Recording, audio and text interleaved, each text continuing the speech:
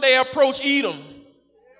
And so as they're approaching Edom, I believe that they probably seen this lavish city, this place where it's already built up, buildings and things of that nature. They probably see this nice place for dwelling. And they say, I believe that most of them probably said in their heads, Lord, if the promised land is in that direction, then why don't you let us cut through Edom? Why should we continue on this journey through the wilderness?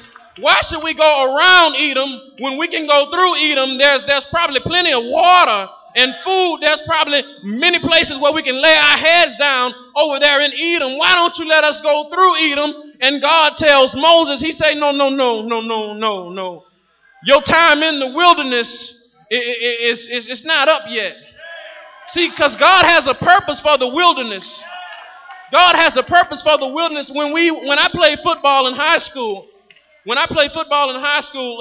had what was called off season. See, that's where most of the people quit the team, was in the off season. Most of them wanted to put on the jerseys and they wanted to put on the pads. They wanted to be called a member of the team. They wanted the glory. They wanted the attributes of being on the team, but they didn't want to go through the off season. You see, God says, no. It's not time. It's not time for you to have wealth and riches. Not just yet. He said, go around Edom. And so the people grew impatient.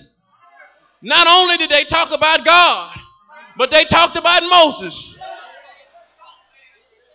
How dare we have the audacity to talk about Moses, to talk about Pastor Monroe, the man of God, who has been called to do God's work, who has been called to lead us to the promised land. How dare you put your mouth against him? How dare you put your mouth against God? After all that God has done for us, bringing us out of slavery. Now, I'm not talking about the Israelites. I'm talking about us, black folks. I believe that we went through slavery at one point in time. I believe that we went through segregation at one point in time. And God brought us through it. He brought us out of it. He brought us into a place of comfort. And instead of being grateful for where God has brought us from, instead of being grateful for his power, we get impatient. One of the things you have to learn to have in the wilderness is patience. You're not going to make it to the promised land if you don't get some patience. The people grew impatient with God. They spoke against God. They spoke against Moses. They say, why have you brought us out of Egypt to die in the wilderness? God could have let you die back in slavery. If he was going to let you die, he would have let you die a long time ago. How dare you fix your mouth against the same God that brought you out of slavery? But that's okay, because hell is a real place. God sent fiery serpents. These fiery serpents to me symbolize hell.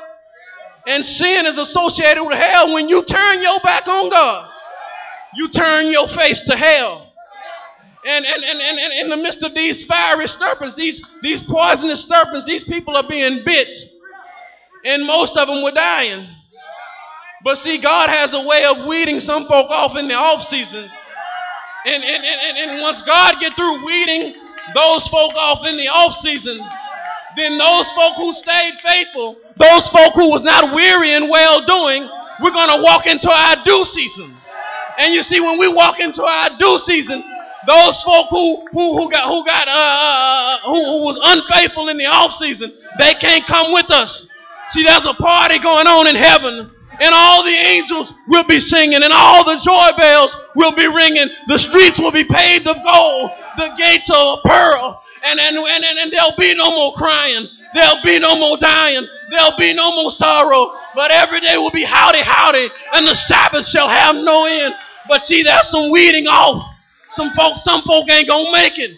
Some folk talk about Pastor Monroe, but he gonna make it. You see, he's following God. And if you get behind him, then we go into the promised land together. But those folk who fall off on the wayside, they're not gonna make it. See, they spoke against God And they spoke against Moses because they detested that the food that God was feeding. God was feeding them manna from on high. God was feeding them out of the palm of his hand. And they said, God, this is not enough. Because see, God had promised them milk and honey. He promised them a promised land. And you see, because they had to go through this wilderness experience, a lot of them grew impatient. They say, God, where is this promised land that you brought us out of Egypt to take us to? And they spoke against God, and they spoke against Moses, and God sent fiery serpents because they grew impatient. And so God never takes away the serpent. He leaves sin. He leaves that the punishment of sin is death, and that if you sin against God, you will die. But in the midst of the snakes, some people had enough sense. The same people that talked about Pastor Monroe had enough sense to come back and ask him, well, if we over here getting bit and dying, and you not getting bit and dying, then perhaps you can talk to that God that's keeping you from being bitten and dying, and perhaps he'll do something. Perhaps he can do something to save us as well. Okay.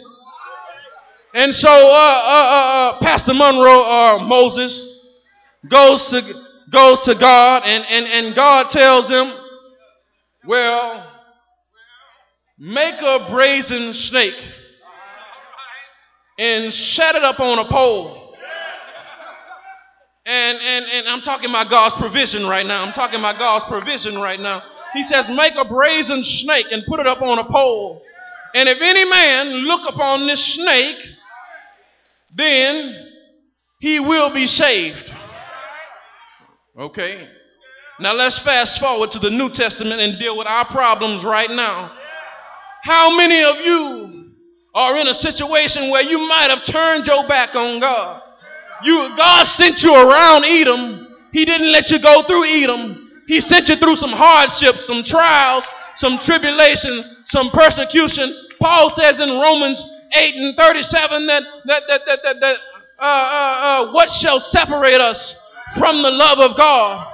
Shall hardship or trouble, shall persecution or nakedness or famine, shall disease, shall divorce, if your husband walk out on you, will you stop coming to church? If the money looking funny, will you stop coming to church? What's going to separate you from your love for God? What can separate you? Can blindness, can sickness, can disease, can hunger, can famine, can nakedness? What can separate you? Then he goes on to say, I am convinced that nothing can separate me.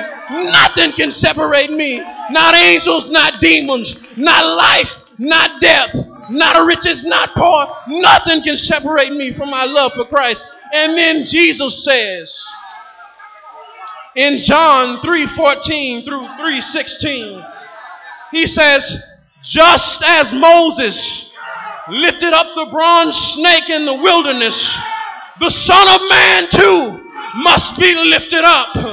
And he goes on to say that, for whosoever believeth in him shall not perish, but have everlasting life.